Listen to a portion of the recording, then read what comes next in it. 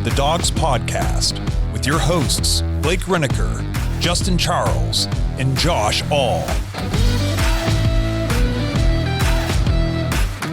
What's up, Browns fans? Welcome back to another episode of the Dawgs Podcast. I am your host, Josh All, today, coming to you guys with my mock draft 3.0, breaking down what I predict the Browns to do, their mindset, their thought process going through the NFL draft here after the first week of free agency. Now, full disclaimer, I'm recording this on Saturday, so here we are in the weekend. I'm putting this together, and there's a chance that more signings happen this week, and we've gone a couple days now without the Browns doing anything. And this weekend could change the whole landscape of what we're looking at in the draft come April. But currently, the only moves the Browns have really made to, well, first of all, bolster the offensive side of the ball. They traded for Kenny Pickett. I heard Todd McShay describe that move as weird. Thought that was an interesting way to describe it because I also felt like it was a weird move. And we signed backup swing tackle Lucas Cornelius. So we have made a couple moves on offense, but that's it. Just two. We've added no talent in terms of playmakers or skill position players or anything like that. And on the defensive side of the ball, Malik Collins, defensive tackle, was signed to a 2-year contract. We re-signed linebacker Devin Bush, and we signed outside linebacker edge rusher Joe Tryon Shoyinka. I'm still working on that name, and I will get it right eventually, but I think that was pretty close. You guys got to hand it. I think that was pretty close. So we're going to go ahead and do this mock draft. Like I said, things might change this weekend. Maybe the Browns make a trade for a wide receiver, which I do still anticipate. I'm kind of just, the silence on the wide receiver front to me, it really smells of a trade coming over the horizon because we've made no signings whatsoever in free agency to even bolster the depth there.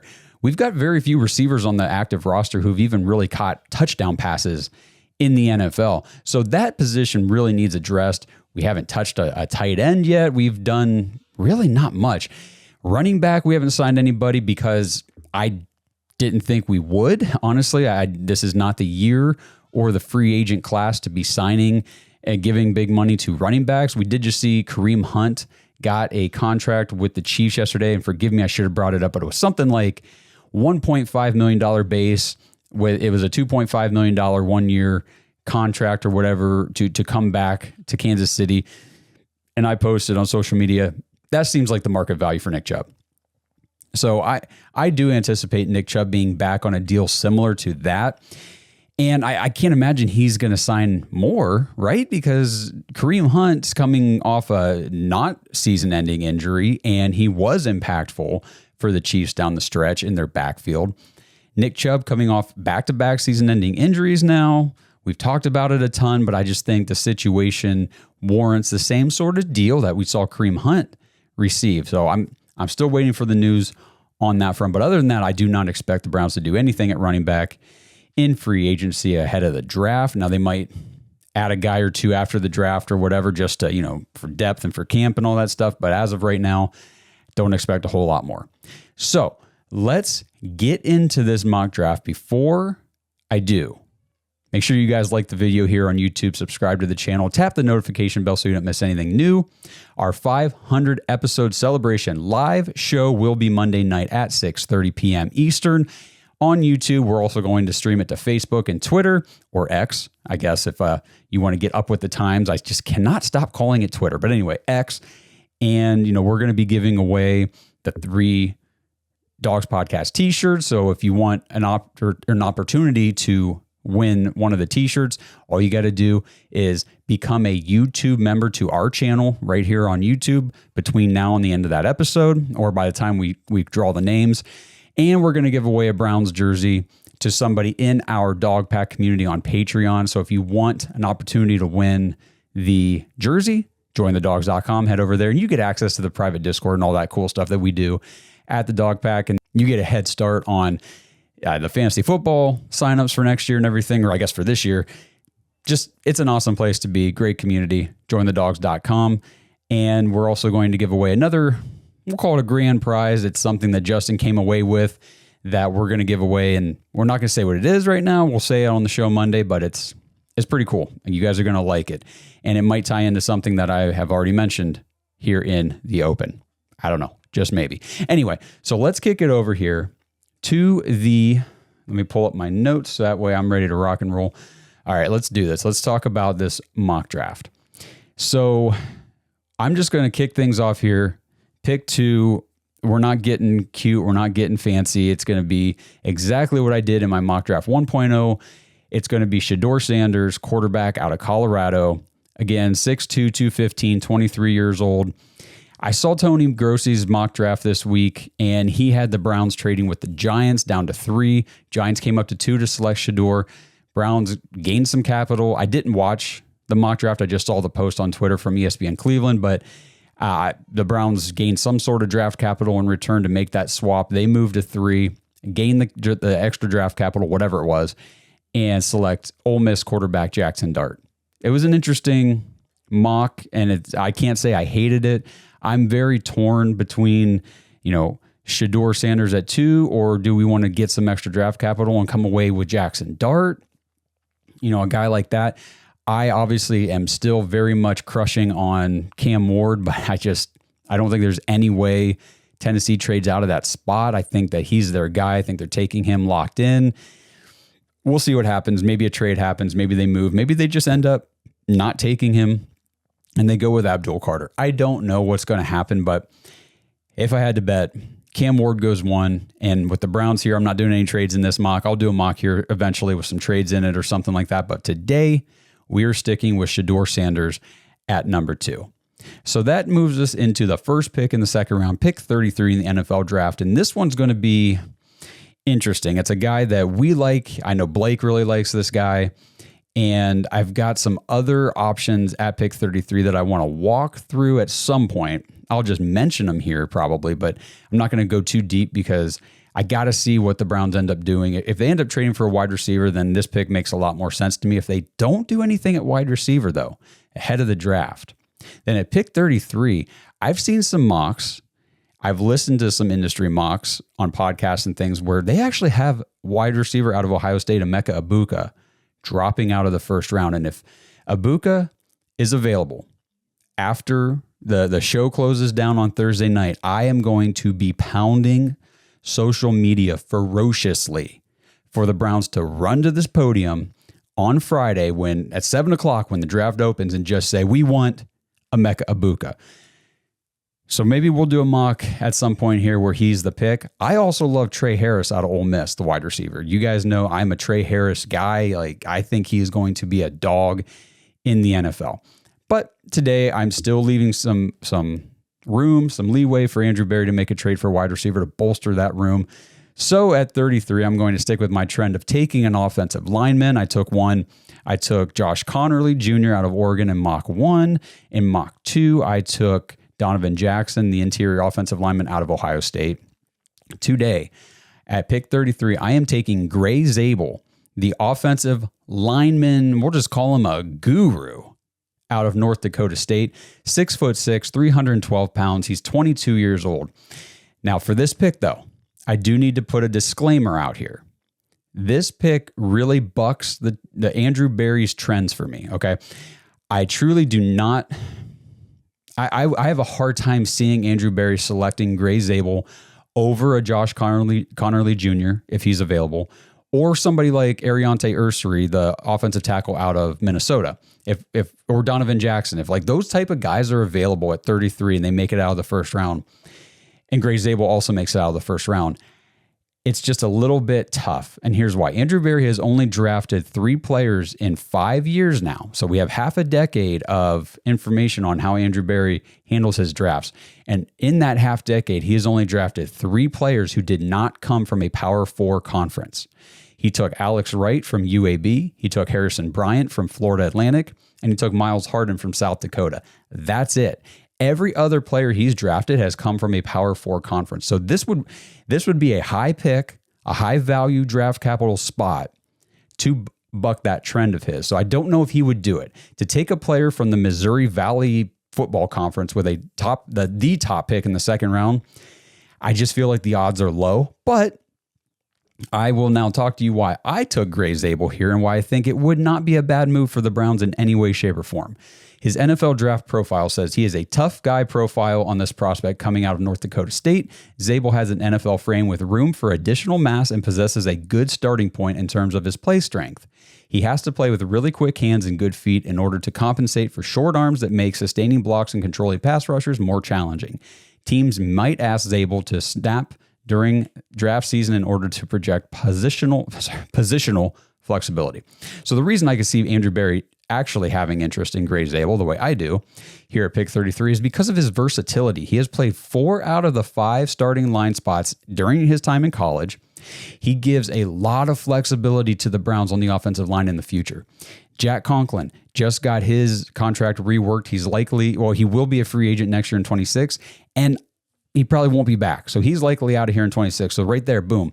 Gray Zabel could be the starting right tackle as soon as next year. Let's see, who else? Joel Bitonio could retire, almost retired this year, really considered it. So maybe next year, Gray Zabel ends up being the new left guard. Maybe DeJuan Jones doesn't really work out at left tackle. Zabel can move over and play left tackle. Maybe we cut or we trade Wyatt Teller in the offseason next year to clear up some cap space. All of a sudden, Zabel becomes your new right guard. He is a big body to go along with all of that versatility, knowing that he has the capability of playing any one of those positions. He's also one of the players at the Senior Bowl that stood out to our guy Barry Shuck from Dawgs by Nature. Barry told me that there was only one offensive lineman who could stop the edge rusher Mike Green during the one-on-ones, and that guy was Gray Zabel. So here at pick 33, for me, it is Gray Zabel out of North Dakota State. All right, moving on. Pick 67, the third pick in the third round. And I am going to go with TJ Sanders, another Sanders, the defensive tackle out of South Carolina. 6'4", 297 pounds. He's just 21 years old. And again, I'm going to emphasize, like I have on previous episodes here, Andrew Berry drafts at least one defensive tackle every single year, and he never takes his first defensive tackle later than the 4th round. Now, this is early in the 3rd, right at the top of the 3rd round, really. So this might be a little early for him to take a defensive tackle this year, but it's still in the range of possibilities and likely outcomes for Andrew Berry. This is a consistently premium position for the Browns in terms of draft capital, the way they use their draft capital. So here at 67, Andrew Berry selects the top defensive tackle on the board in TJ Sanders. Just for a little history, he has used picks 88, 132, 108, 98, and 54 on defensive tackles. He's also used pick 243 last year on Jawan Briggs, just kind of as a flyer late. Let's see, TJ Sanders' NFL draft profile. Sanders is a powerful roadblock with heavy hands and a strong core. He rarely touches the ground. Despite a lack of knee bend, he usually gives better than he gets, and blockers have a hard time keeping him sealed. He punches and locks out quickly with a twitchy shed to tackle a gap over.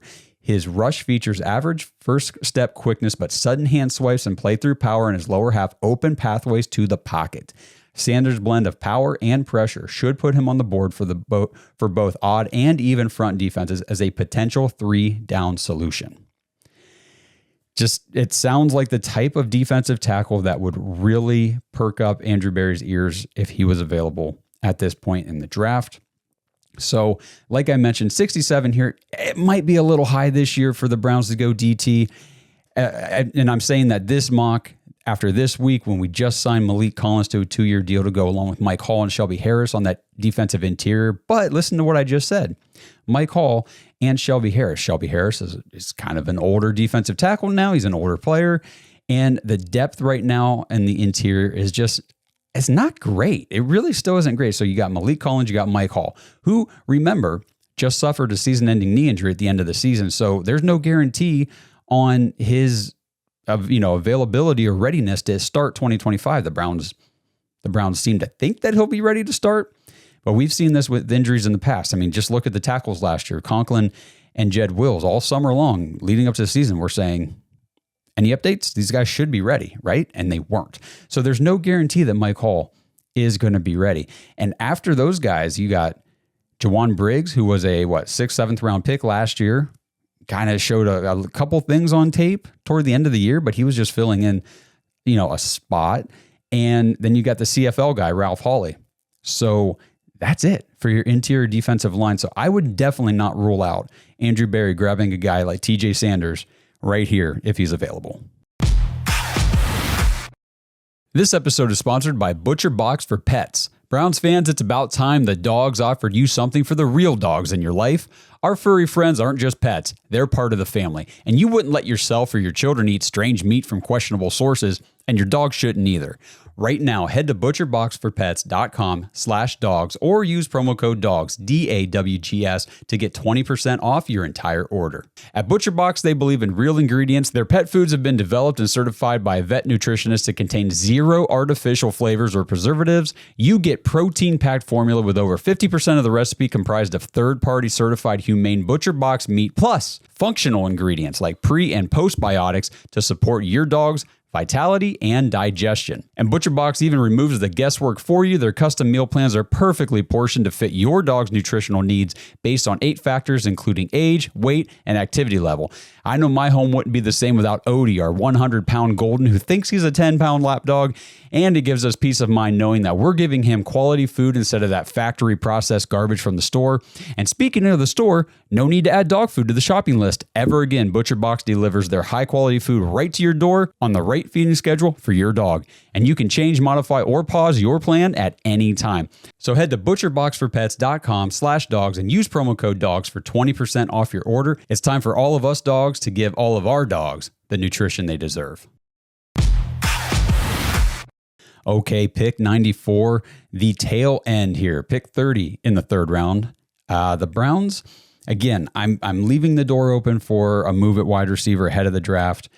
If that doesn't change, my mock drafts are definitely going to change, and there will be receiver being picked a lot sooner than this. But in this instance, right now, I'm still going to kind of wait a little bit because here at 94, I was able to grab Savion Williams, wide receiver out of TCU, 6'4", 222 pounds. He's 23 years old. I hesitated a little bit with this pick just because of the age, but I'm kind of backing off that a little bit, especially at this point in the draft, because we saw Andrew Berry take Cedric Tillman in the third round 2 years ago, and he was 23 years old at the time. So we do have precedence for Andrew Berry breaking the age boundary and all that kind of stuff that we've talked about with the Browns and their analytics and all that stuff. So for all of you fans out there who are in that no more wide receivers under 6 feet, 6 feet tall, if you're in that camp, this dude is for you. Savion Williams caught 60 of 83 targets for 611 yards and 6 touchdowns here in 2024. Now, 411 of those yards came after the catch.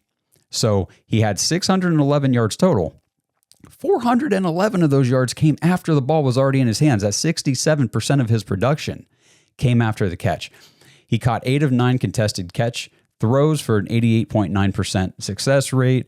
The biggest issue I saw with Williams was his 8 drops per PFF, and that was one of the highest in the class. But let's look at his NFL draft profile, and then we'll talk about why I think he could be a good fit for the Browns wide receiver room.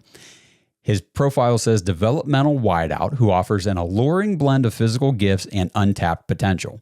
Williams is big, strong, and fast, but very raw as a route runner and is unreliable with his hands. Talked about the drops.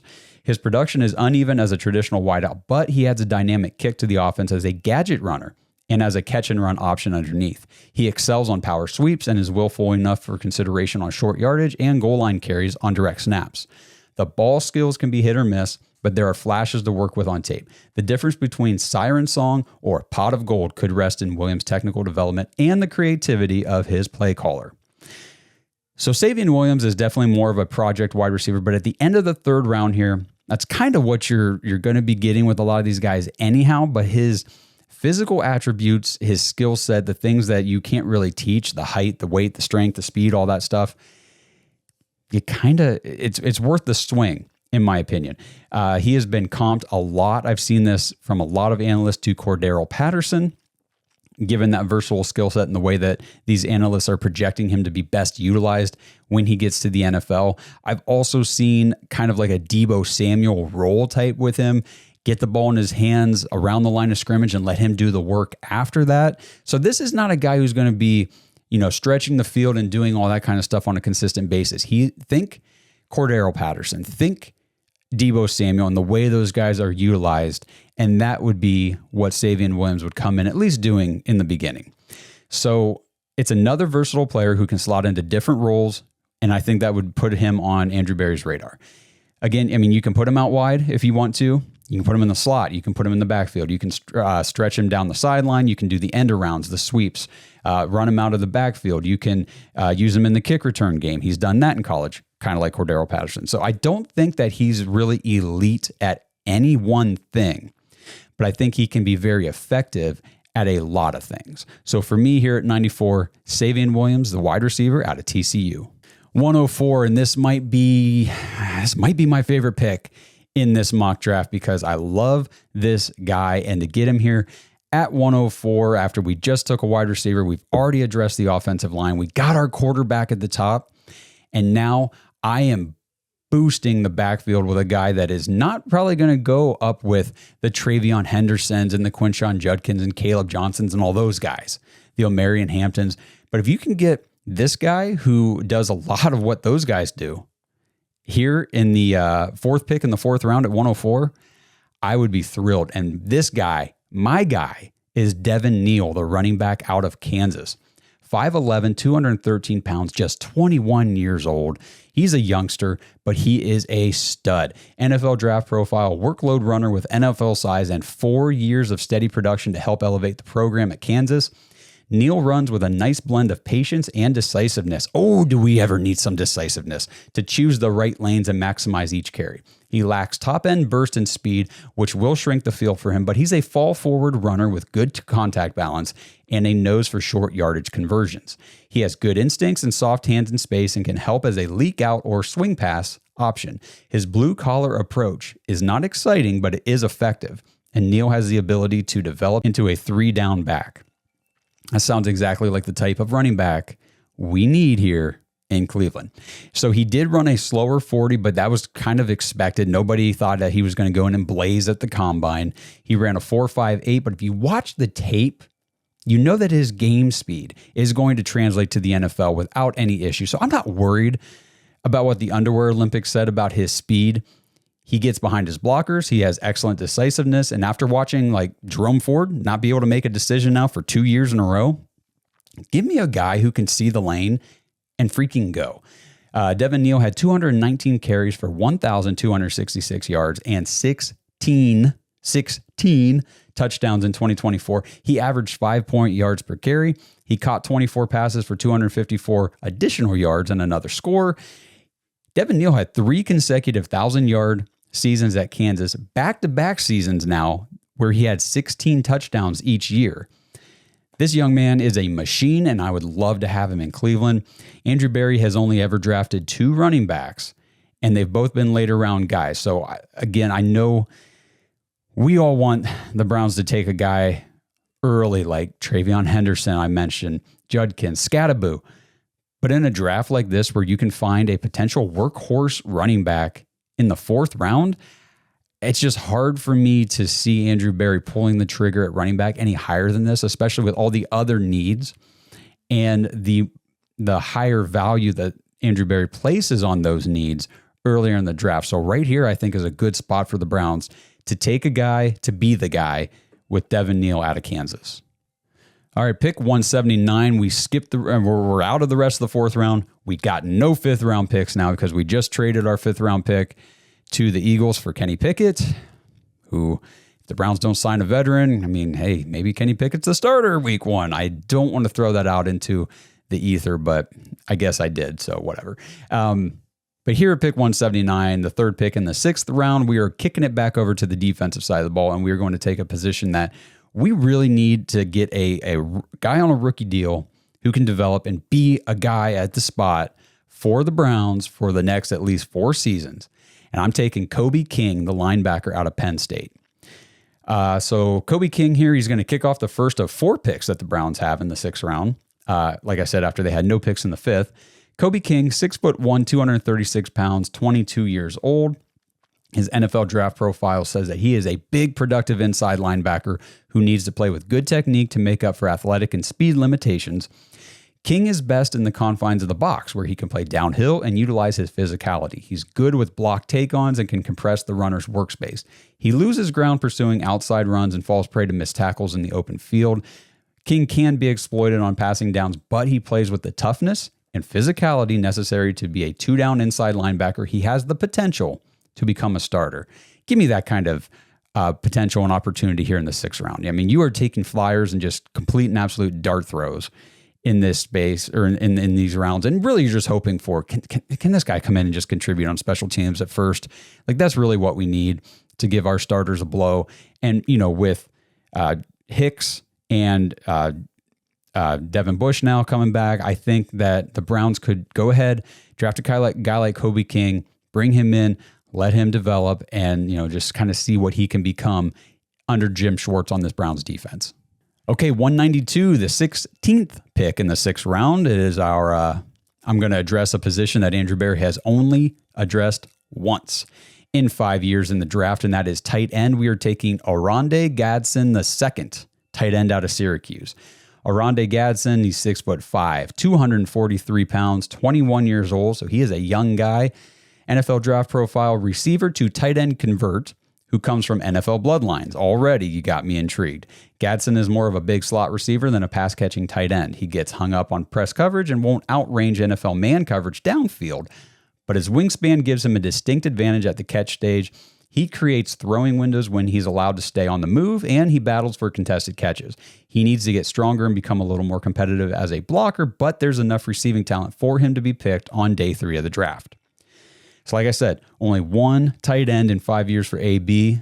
So I do struggle mocking a tight end high, like I've seen a lot of people want to do with Harold Fannin and Elijah Arroyo and some of these guys up in like the 3rd.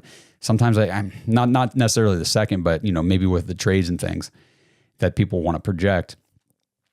They have not prioritized signing tight ends in free agency. So until I actually see them invest any, money, any free agent money, any high capital at the tight end 2 position for the team, I really can't do it here in my mock. So here in the 6th round, we're going to take Oronde Gadsen and we're going to get that tight end to develop. Okay, pick 200, the 24th pick here in the 6th round, our 3rd pick in the 6th round. I'm taking Justin Walley, the cornerback out of Minnesota, 5'10", 190 pounds, 22 years old, and this kid's got 4.4 speed. So he can move. NFL draft profile, highly experienced cornerback with good size, speed, and ball production. Walley has good mirror and match footwork in the early stages of the route, but he needs to trust his technique instead of using his hands in coverage so often. He keeps close tabs on quarterbacks and pounces on short throws with authority. He's irritating at the catch point, but can be bodied by big targets at times. He's willing in run support, but will need to improve his finishing against bigger runners. Walley played an overwhelming majority of his snaps outside, but he could be destined to slide inside due to a lack of length. In 2024, Justin Walley had 42 tackles, 1 sack, and 2 interceptions, and he scored a touchdown. So, we're talking late of the 6th, toward the end of the 6th round here. Just get me a depth cornerback that can come in, and who knows, maybe he can develop into more. We've seen it happen, and this guy seems as good as a bet as any at this position.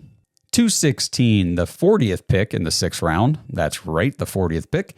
So it's our last pick in the 6th round for this year, and we are going to head back over to the offensive side of the ball, and we are going to take Logan Brown, the offensive tackle out of Kansas. We already got Gray Zabel earlier. He's a versatile do-it-all lineman who can cover any of the positions on the line, maybe even center. We've already signed Lucas Cornelius to be the backup swing tackle, and now we're going to take a developmental offensive tackle who can hopefully become maybe he can become that new swing tackle backup, or maybe even a starter in the future. So just real quick, a note. I wanted to take wide receiver out of San Jose State, Nick Nash, here at this pick. And I want to shout out our boy Gage Tucker from the Dog Pack. Gage has been all over Nick Nash for months. Like since before the season even ended, he was Nick Nash. Got to look at Nick Nash. And Nick Nash had a great season. I think he led the entire, at least, I don't know if it was the entire college football, but he definitely led the entire wide receiver draft class in targets, receptions, yards, I think touchdowns too. I think he was just a straight up dog. But I just can't do it. Nick Nash has 2 big strikes against him when it comes to Andrew Berry and the Browns front office and their analytical approach. 1, he's from a small school, so right there, probably not going to get picked. 2, he's already 25 years old. I broke the age barrier a little bit with Savion Williams at 23. Andrew Berry's not drafting a 25-year-old wide receiver. It's just not going to happen. So let's take Logan Brown and secure a depth piece on the offensive line. Logan Brown is 6'6", 311 pounds. NFL Draft Profile says he is a traits-based developmental tackle with only 1 full season as a college starter. Brown is high cut, but is unusually quick laterally and athletic in space for a player who plays so upright. He gets to zone blocking landmarks and is forceful with move contact, but his pad level limits his consistency as a man-to-man blocker. His protection improved rapidly during the season, but he still needs to develop an inside-out approach with pass sets and learn to recognize rush games more quickly.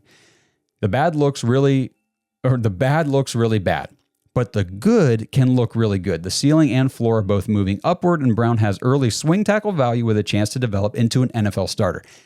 That's what I'm looking for here in the 6th round with some of these developmental players. And finally, I know in the last 2 mocks, it looked like the Browns were going to have the Mr. Irrelevant pick, the very last pick in the 7th round. That is no longer the case after these compensatory picks were assigned and all that stuff. So we've got pick 255, the 35th pick in the 7th round. I think there's only 3 picks after us to wrap up the draft. So for all intents and purposes, it's pretty close to Mr. Irrelevant. But we are going to take R.J. Mickens, the safety out of Clemson. 1 more piece for the defensive side of the ball / special teams. He is 6 feet tall, 199 pounds, 23 years old. R.J. Mickens has a desirable blend of size and length for his move to the pros. The son of a former NFL cornerback, he plays like a pro with good pre-snap anticipation and post-snap instincts. His field awareness is a plus in zone coverage, but he's not sudden or fast, so technique and timing will be crucial for man cover success. His ability to alter pursuit angles and break down in space as a tackler help him stand out against others in this class. He is technically sound as a wrap-up tackler, but his stopping power is fairly average. Mickens answered questions about his speed at the NFL Combine, 4.49 second 40-yard dash, so his consistency in reading and responding to the play should not be diminished. In 2024, Mickens has 76 tackles, 7 passes defensed, and 2 interceptions. We already, post June 1st designated cut Jog Thornhill. We've got Grant Delpit at the up safety, strong safety spot. You've got Ronnie Hickman. And I think that's pretty much it for the Browns right now. We have signed no safeties in free agency. We're going to need a guy in the draft, most likely, to fill in here and kind of help us out on that side of the ball at that position. So R.J. Mickens here at the end of the 7th round sounds like a good pick to me. So that wraps up mock draft 3.0. We'll just kind of run through it again here real quick. As a quick recap, round 1, pick 2, Shedeur Sanders, quarterback out of Colorado. Pick 33, we're taking Gray Zabel, the offensive lineman from North Dakota State. At pick 67, it's TJ Sanders, the defensive tackle out of South Carolina. 94 is Savion Williams, the wide receiver out of TCU. 104, we got Devin, Neal, the new workhorse running back out of Kansas. And then at 179, we took Kobe King, linebacker out of Penn State. 192, Oronde Gadsen, the second tight end out of Syracuse. And then at 200, we took Justin Walley, the cornerback from Minnesota. 216 was Logan Brown, offensive tackle from Kansas. And then finally at pick 255 was R.J. Mickens, the safety from Clemson. So that wraps up mock draft 3.0, kind of rounding out here this first week of free agency, this first wave. The Browns have done, like I said at the beginning, very little. I'll just recap one more time. Offensive tackle, swing tackle, Lucas Cornelius. We've traded for, I hope it's quarterback 3, Kenny Pickett. At worst, quarterback 2. If it ends up being quarterback 1, we be totally screwed. But anyway, we on the defense, that's it for offense. On the defensive side of the ball, we re-signed Devin Bush at linebacker. We signed Malik Collins at defensive tackle. And we signed outside linebacker, edge rusher, Joe Tryon Shoyinka. That's it, really, so far. So we'll see what ends up happening here this weekend. Again, by the time you guys watch this, maybe some big news is broken. And anything that happens this weekend, we're coming to you guys live Monday night from that 500 episode celebration at 6:30 p.m. Eastern on YouTube, Facebook, and X. And anything big that happens this weekend, obviously we'll post about it, talk about it on social media, and we will definitely hit it on the episode Monday night when we do our live show. So make sure you guys come back for that. Stay tuned to everything that the Dawgs Podcast is doing. Follow us on all the socials at the Dawgs Podcast. Handle everywhere that you want to do social media. We're probably there. Let me know your thoughts on this mock draft, on these players. Do you guys still think it's Shedeur Sanders at 2? I talked about on the last episode, I feel like if they decide not to go quarterback, but they stick at 2, it could be, for me, it would be Travis Hunter. That's just not necessarily what I want them to do, but it's what I believe they will do. And honestly, if we don't do anything at wide receiver during free agency or by trading, we're going to need a playmaker outside of Jerry Jeudy. So the Browns are going to have to make some moves. And like I said, maybe they will have by the time you see this, but we'll break everything else down on Monday night on the live show. So we will see you guys on Monday. Have a great weekend. Let's go Browns. Thanks for listening to another episode of the Dawgs Podcast. Make sure you subscribe on YouTube and follow us on Twitter at the Dawgs Podcast. Get your thoughts on the show at thedawgspodcast.com.